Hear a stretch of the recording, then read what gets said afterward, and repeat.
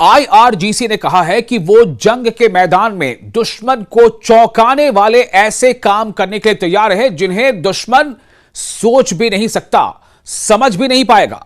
ये आईआरजीसी कह रही है। आईआरजीसी का मतलब Islamic revolutionary guard corps, Iran की सेना। आप आसान शब्दों में ये समझें दोस्तों, जिस तरह से अमेरिका और ईरान के बीच ये खींचातानी चल रही है और इन सब के दरमियान जिस तरह से ब्लॉकेड को लेकर के अमेरिका अडिग है और ईरान बार बार ये कह रहा है कि ये जो ब्लॉकेड अमेरिका ने लगा रखा है ये दरअसल युद्ध बंदी यानी जो सीज फायर है, जंग बंदी है, उसकी ये खिलाफ वर्जी है, उसका उल्लंघन है। और अगर ये जारी रहा तो फिर अमेरिका को अंजाम भुगतना पड़ सकता है। आईआरजीसी ने अपने जो यौम तासीस है स्थापना दिवस पर जारी बयान में संगठन ने कहा है, इस तंजीम ने कहा है, आईआरजीसी ने कहा कि उसकी अलग अलग सेनाएं और बसीज बल मिलकर ऐसे बड़े काम करने के लिए तैयार है जो अमेरिका, इस्राइल जैसे दुश्मनों की सोच और उनके तमाम प्लानिंग और मंसूबों के परे है। बयान में कहा गया है कि आईआरजीसी पूरी तरह तैयार है और दुश्मनों के खिलाफ लड़ाई जारी रखने के लिए दृढ़ है, पुरअज़्म है। अगर कोई खतरा या हमला होता है तो वो तुरंत और मजबूती से जवाब देगा। दोस्तों, इसमें कोई दो राय नहीं है कि ईरान ने इससे पहले भी दुश्मन को ही नहीं बल्कि पूरी दुनिया को कई बार चौंकाया है। चाहे वो ईरान की मिसाइल ताकत हो, चाहे ईरान की वो मछली वाली मिसाइलें हो, यानी कई तरह से नाम दिए गए ईरान को।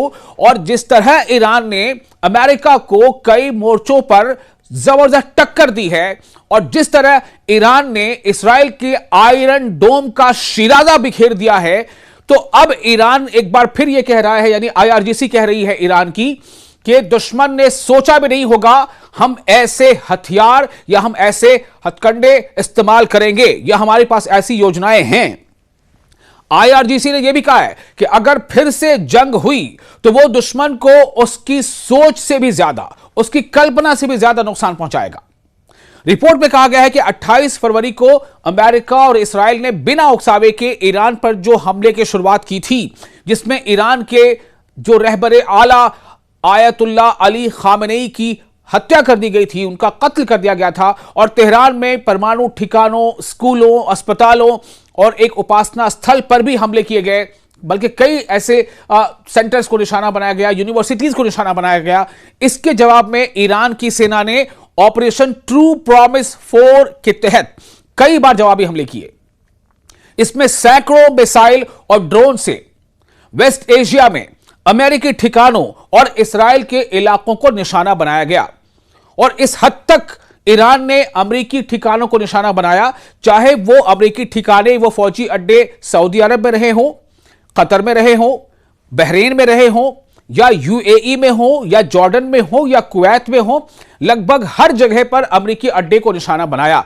हालात यहां तक पहुंच चुके हैं कि ये तमाम देश अब अमेरिकी अड्डे को अपने यहां एक बोझ से कम नहीं समझते। इन्हें लगता है कि अब ये बोझ है, ये हमारे काम का नहीं रह गया। इससे रिलेटेड मैंने वीडियो भी आपको बना के पहले दिखाया था कि किस तरह से यूएई भी अब अमेरिकी फौजी अड्डे से पल्ला झाड़ रहा है। भाई आप चले जाओ, हम कर लेंगे अपनी हिफाजत। इस तरह के हालात सामने आ रहे हैं। फिलहाल क्या हो रहा है? फिलहाल पाकिस्तान की मीडिएशन से 2 हफ्तों का ये जो सीज फायर है वो लागू है, लेकिन हालात अभी भी तनाव वाले बने हुए हैं। अमेरिका की समुद्री नाकेबंदी की धमकी और हॉर्मुज स्ट्रेट पर ईरान का कंट्रोल, इसे लेकर तनाव बना हुआ है।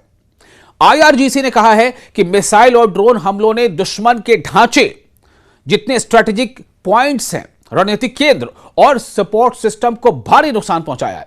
इससे दुश्मन की सोचने समझने की क्षमता पर असर पड़ा है और वो गलत फैसले लेने लगा है।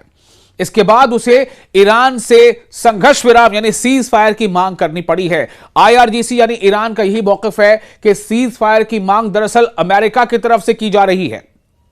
अमेरिका को समझ नहीं आ रहा है कि वो क्या करे, किस तरह से जंग में आगे बढ़े। और इसीलिए चूंकि ईरान ने अमेरिका के जितने भी यांत्रिक हो सकते हैं जो तंत्र हैं, जो सूचना इकट्ठा करने के, वॉर से जुड़े जो रडार सिस्टम है, उन तमाम चीजों को इस पूरे मिडिल ईस्ट में या यूके वेस्ट एशिया में जबरदस्त नुकसान पहुंचाया, जिसके नतीजे में अमेरिका को यह एहसास नहीं हो पा रहा है कि आखिर वो करे तो क्या करे, और इसलिए अमेरिका ने सीज फायर चाहा।